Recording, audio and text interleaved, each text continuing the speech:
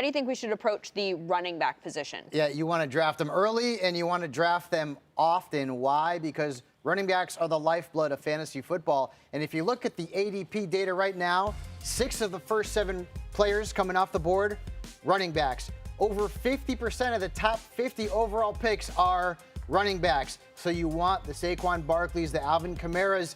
Ezekiel Elliott, well, he's fallen to 4th or 5th overall because of the holdout, but he's still a first-round pick.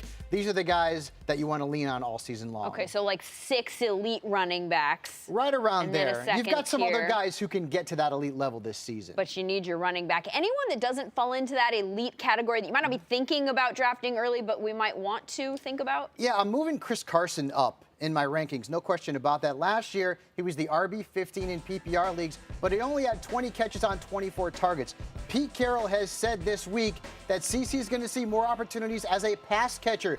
So give him another 10, 15 receptions out of the backfield. Suddenly, this guy whose ADP right now is round 5 could be producing like a 2nd or 3rd rounder. I like that value. Okay. What about the quarterback position? When should we go get one of those? You wait. And then you wait some more. And you know this because we play in so many leagues together.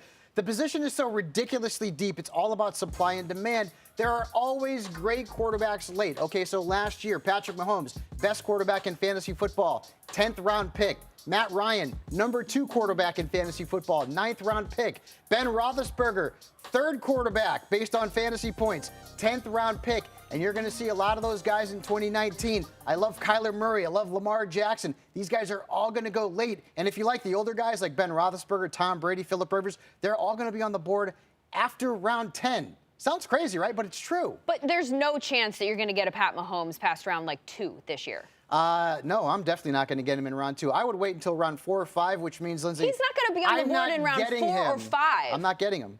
Supply and demand. I want to go running backs. I want to go wide receivers. Maybe but Pat take an Mahomes elite had tight end. 417 points last year, number 2 at his position, 354. Matt Ryan, that's a massive drop-off. If you take Mahomes in the 2nd round, you're losing out on potentially an elite wide receiver or a very solid RB2, and that's hard to make up. And Aaron Rodgers, you know, we talk about Mahomes. Rodgers had long been the elite quarterback in fantasy football. At this point, he's a 6th or 7th round pick for me. What? And if he's not there, I'm not getting him because I'm not going to reach. Aaron Rodgers is the perfect example, though, for my argument about Pat Mahomes, because every league I play in, somebody goes and gets Aaron Rodgers very, very early. I think that's going to be Pat Mahomes this year. Yeah, no doubt about that. But you're saying just don't. It's not worth it. You have to focus on runners and wideouts early.